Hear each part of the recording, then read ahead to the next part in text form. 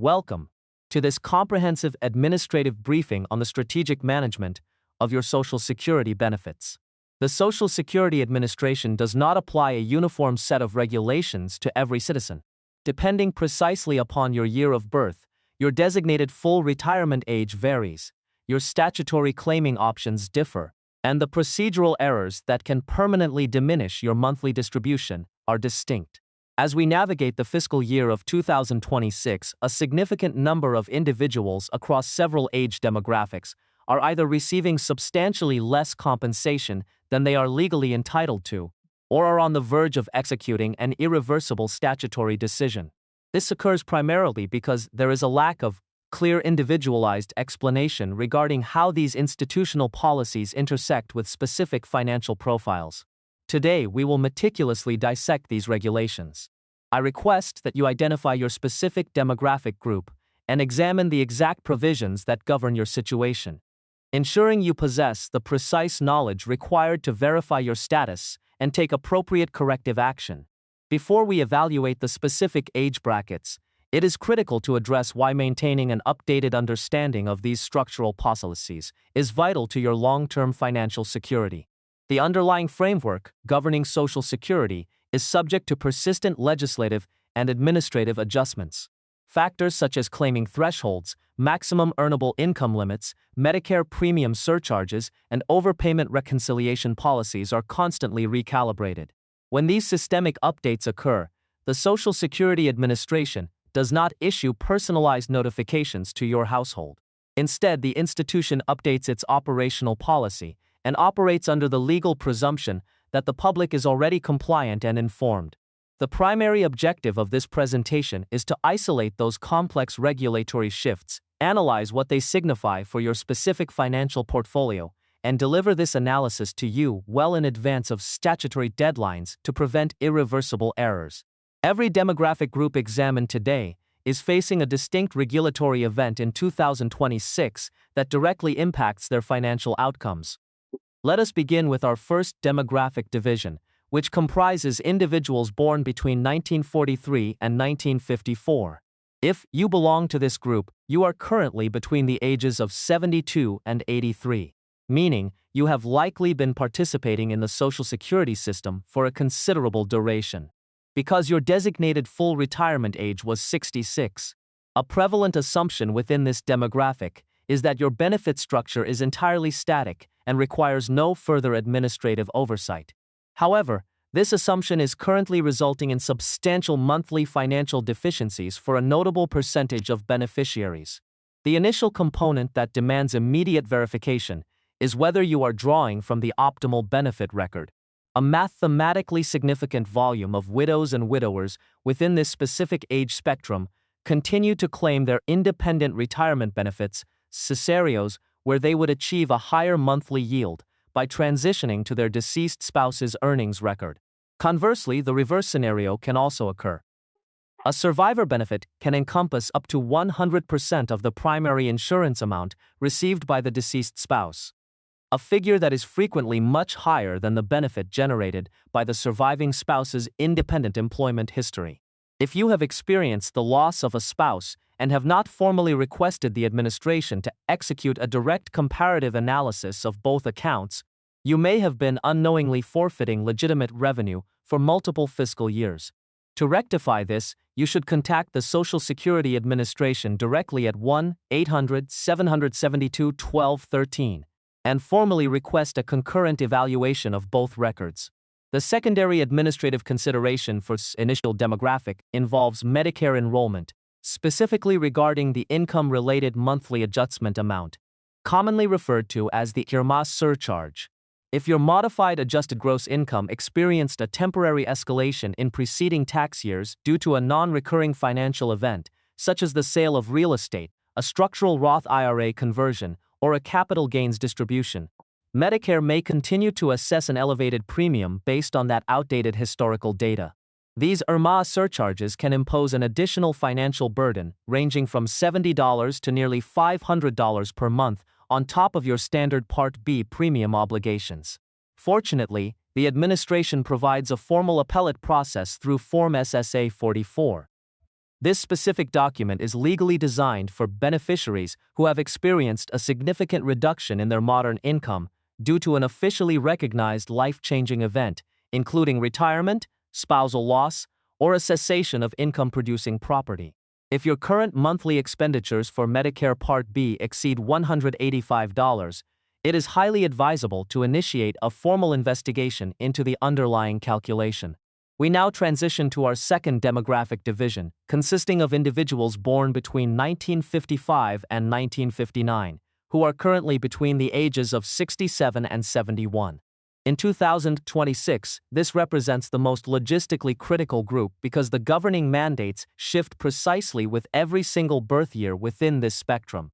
Yet a vast majority of citizens remain unaware of their exact statutory parameters. It is imperative to memorize the full retirement age breakdown for this specific sequence. For individuals born in 1955, your precise full retirement age is 66 years and 2 months. For those born in 1956, it is 66 years and 4 months. If your birth year is 1957, it is 66 years and 6 months. For those born in 1958, the threshold is 66 years and 8 months. Finally, for individuals born in 1959, the requirement is 66 years and 10 months. This specific combination of years and months constitutes your definitive legal benchmark, not an arbitrary assumption of age 66 or 67. The immediate relevance of this data cannot be overstated, as individuals within this boundary are currently finalizing or have recently finalized their initial claiming selections. The margin between an optimized decision and an erroneous one carries lifelong financial consequences.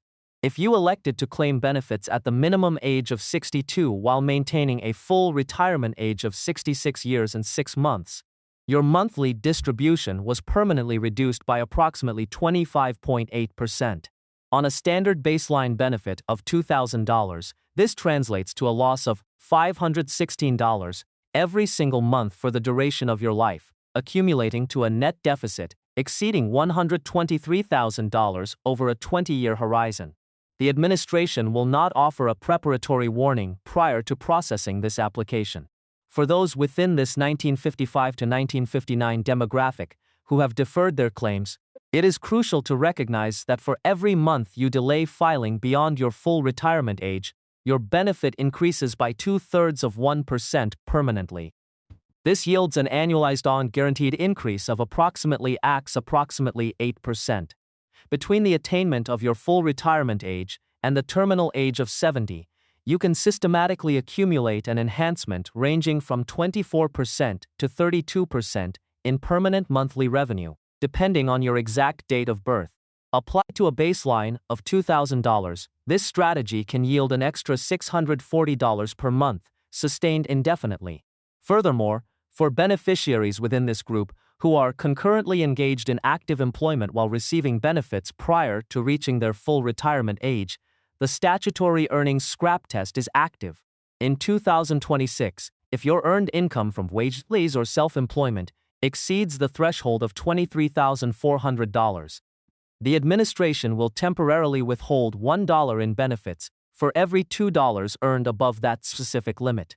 While these funds are not permanently liquidated and will eventually be credited back to recalculate your monthly benefit upon reaching full retirement age, an uncalculated breach of this threshold can result in an unexpected suspension of your monthly distributions. Our third major demographic focuses on individuals born between 1960 and 1965, placing them currently between the ages of 61 and 66. For every individual within this parameters, your statutory full retirement age is established at exactly 67 years.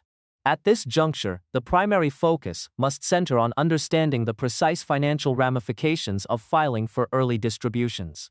Electing to claim benefits at age 62, with a full retirement age of 67, triggers a permanent 30% reduction in your primary insurance amount. If your base benefit is valued at $2,000 per month, this optimization error results in a permanent reduction of $600 every single month, culminating in a structural loss of $144,000 over a standard 20-year retirement period. The institutional framework is designed to process early applications without proactive advisory interventions regarding these long-term compounding losses. Concurrently, there is an advanced administrative option that remains widely underutilized within this group. If you defer your initial application until you have successfully surpassed your full retirement age of 67, you possess the legal right to request up to 6 months of retroactive cash benefits. Under this provision, the administration delivers a lump sum payment equivalent to the retroactive period, which, on a $2,000 monthly benefit, can yield an immediate cash distribution of up to $12,000 alongside your initial check. However, the structural trade-off involves a corresponding permanent reduction in your ongoing monthly benefit, as your official entitlement date is legally moved backward. This option demands careful mathematical evaluation, yet it is rarely explained during standard processing.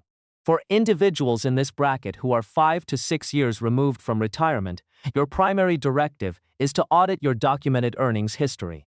You must navigate to the official portal at ssa.gov, establish a secure personal account, and obtain your official Social Security statement. It is vital to cross-reference the certified earnings recorded for every historical year against your independent tax records. A singular reporting error, such as an inaccurate payroll report submitted by an employer in 1995, or an unrecorded period of freelance income, can systematically lower your permanent monthly benefit by approximately $100. Identifying these corporate discrepancies now ensures you have the necessary runway to file an administrative correction before finalizing your claim. Finally, we address our fourth demographic group, which encompasses individuals born in 1966 or later, representing those who are 60 years of age or younger. Although you are chronologically distant from entering the retirement system, the proactive management of your record at this stage is profoundly critical because the operational window to rectify systemic errors without personal financial loss is currently accessible. But it will inevitably close. Your statutory full retirement age is fixed at 67, carrying identical early reduction penalties of 30% at age 62, and delayed credits of up to 24% at age 70. The critical variable that remains unresolved is the precision of your lifetime earnings history.